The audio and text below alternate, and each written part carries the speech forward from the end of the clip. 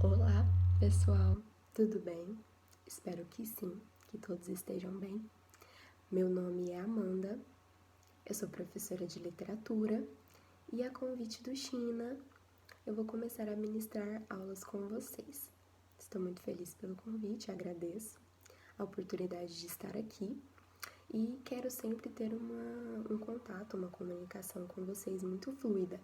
Então, qualquer dúvida, qualquer indicação para a aula, qualquer coisa que possa ser benéfica para a gente, eu aceito como sugestão, tá bom? Então, muito obrigada mais uma vez pela oportunidade de estar aqui e espero que vocês aproveitem a aula. E pensei de uma maneira mais dinâmica, uma aula expositiva, pelo momento que nós estamos passando, né, por não poder estar aí e dentro de sala de aula, então eu pensei assim, estava vendo a apostila de vocês e o primeiro conteúdo é o quinhentismo, que nós vamos trabalhar hoje. Quinhentismo, quando nós pensamos na palavra, no termo quinhentismo, ele faz referência direta ao ano de descobrimento do Brasil, o ano que os portugueses vieram com suas embarcações e aqui aportaram.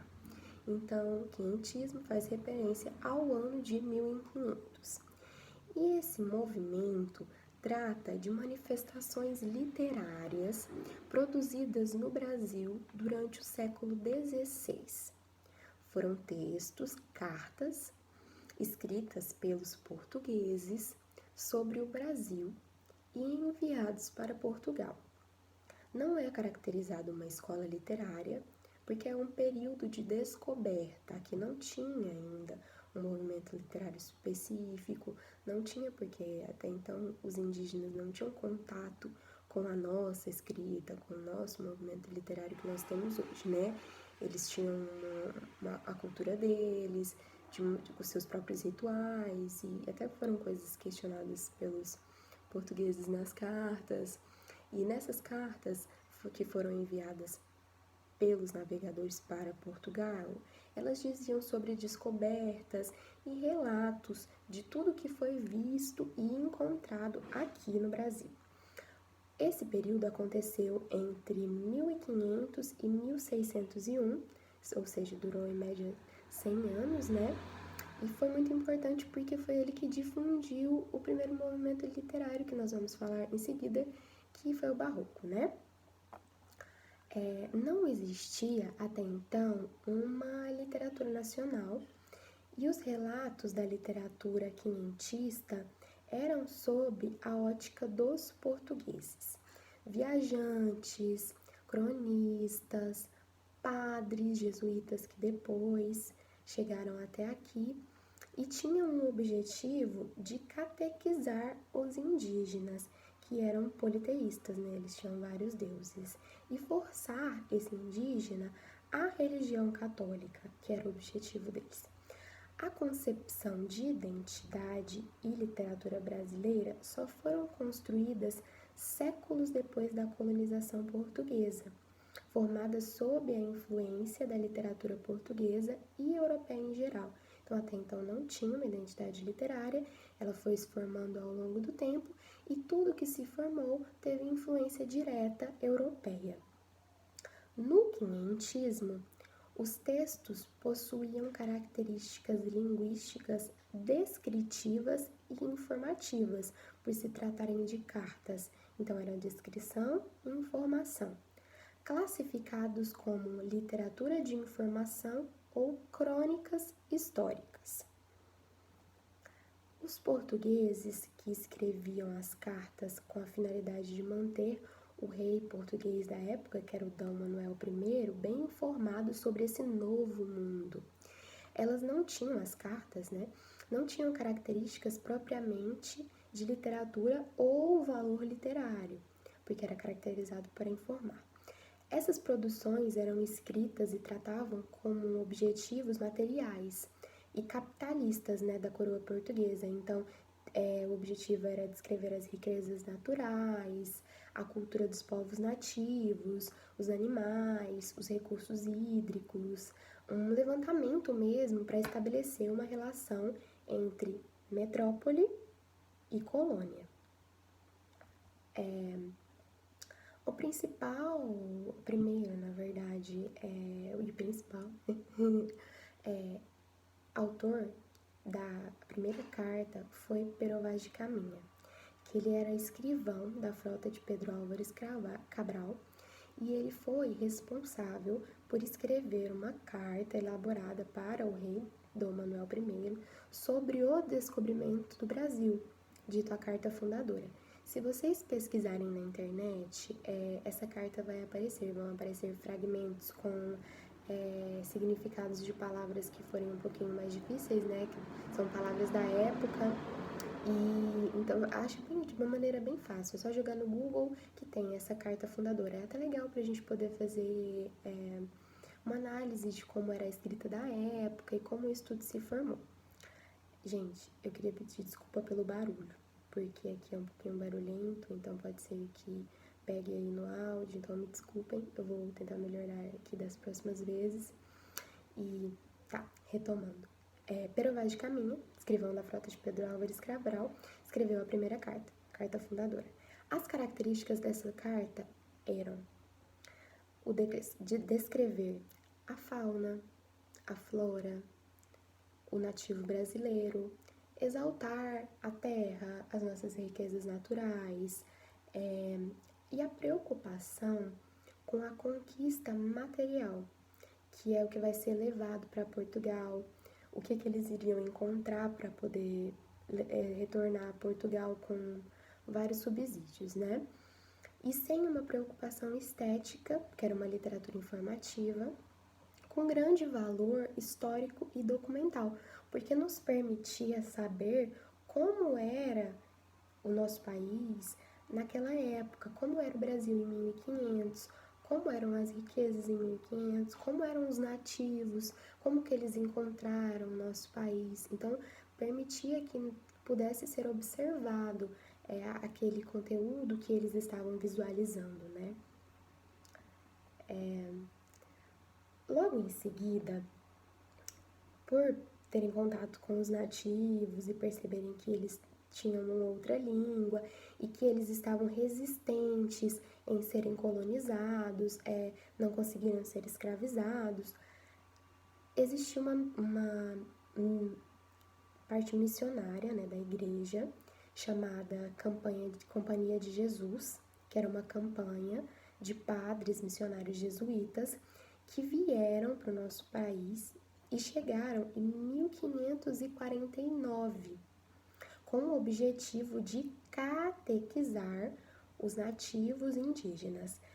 Assim, nós temos o início da literatura catequética religiosa, que eram produções com finalidades religiosas e doutrinárias. Eram classificadas como literatura jesuíta, produzidas pelos padres jesuítas, com temas teocêntricos sobre Deus, o universo, referências bíblicas, e incluía o início de uma poesia, a poesia religiosa, baseada em estudos bíblicos, na Bíblia, com uma preocupação com a conquista espiritual dos nativos. Então, conquistar e induzir nos nativos arredios, aqueles nativos que não queriam ser escravizados nem catequizados, eles queriam induzir essa religião, com uma preocupação mais estética, porque os padres, eles eram estudados, eles tinham passado por muitas formações já, então eles tinham essa preocupação de uma escrita estética, com um tom didático, religioso, pedagógico. Eles tinham o intuito de ensinar aos nativos a língua portuguesa, a nova língua, para que eles não tivessem acesso mais à sua língua, e catequizá-los, para que eles pudessem serem civilizados. Esse era, na real, o intuito deles, civilizar os índios. Ensinar a religião católica de uma maneira forçada. O primeiro nome a ser considerado muito importante entre os padres jesuítas foi o padre José de Anchieta. Por quê? Ele abordou os nativos de uma maneira diferente. Ele foi o primeiro padre a se preocupar em conhecer a realidade dos nativos de uma maneira não agressiva, como os demais. Ele não queria descer goela abaixo, sabe? Ele queria conhecer a realidade, apresentar a realidade dele depois de conhecer a realidade dos nativos. Então ele foi lá, observou, viu como a situação era, viu como era a circunstância deles, conheceu a língua e depois ele quis apresentar a realidade portuguesa para os nativos. Então ele foi o principal autor jesuíta da época. Por se preocupar com todas essas questões, ele é o primeiro autor de gramática tupi-guarani e desenvolve um dicionário em tupi-guarani português. Ele é considerado também o pai do teatro brasileiro, por tentar instruir de uma maneira lúdica.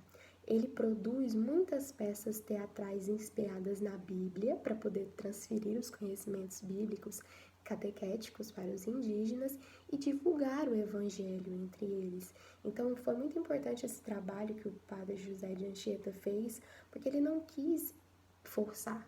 Ele quis entender o que estava acontecendo para depois introduzir o conceito dele.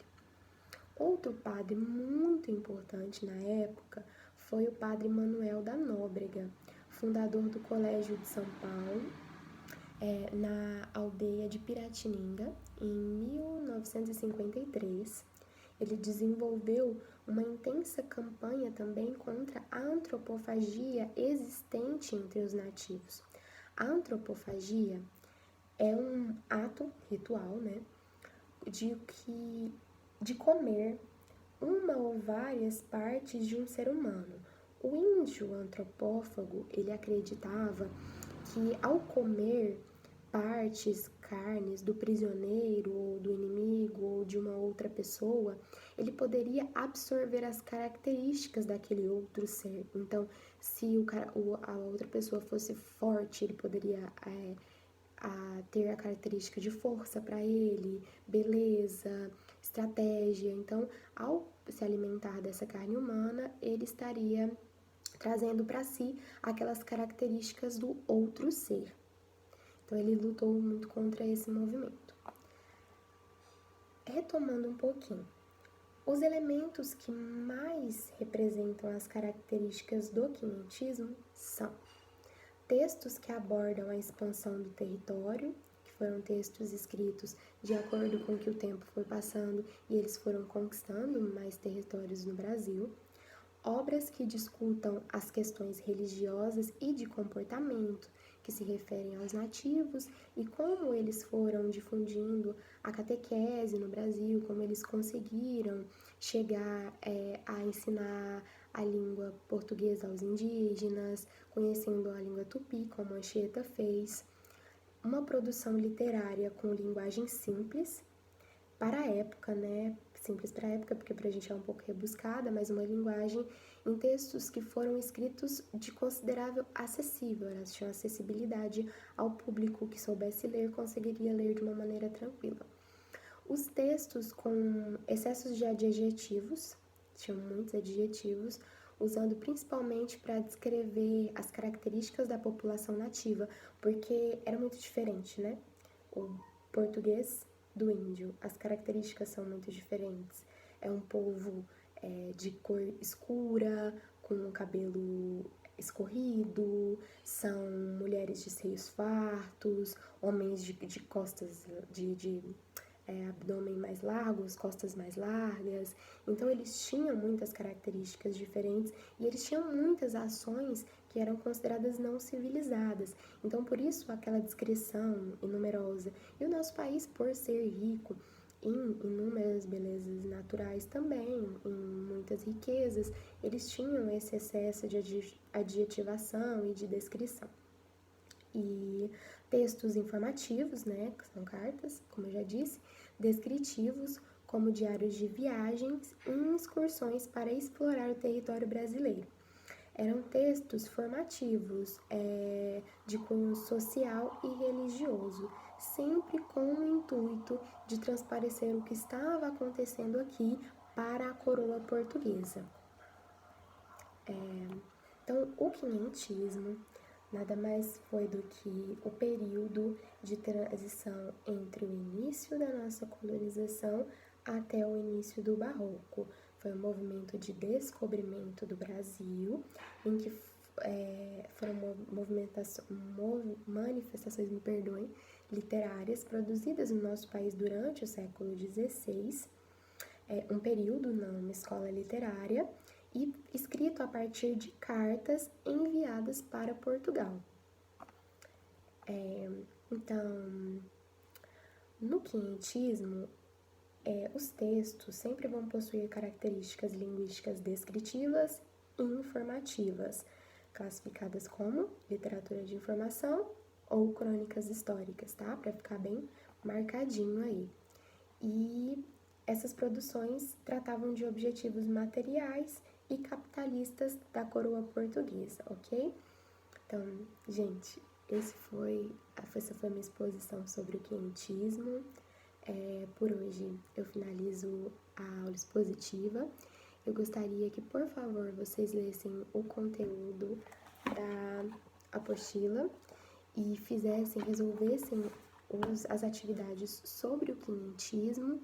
E na próxima aula eu vou expor um pouquinho sobre essas atividades resolvidas e vou trazer também um poema, né, para a gente poder fazer análise e ver como que funcionava nessa época, a escrita, como que era o pensamento deles. Eu vou deixar disponível também esse poema para vocês, o Xena vai passar, e muito obrigada.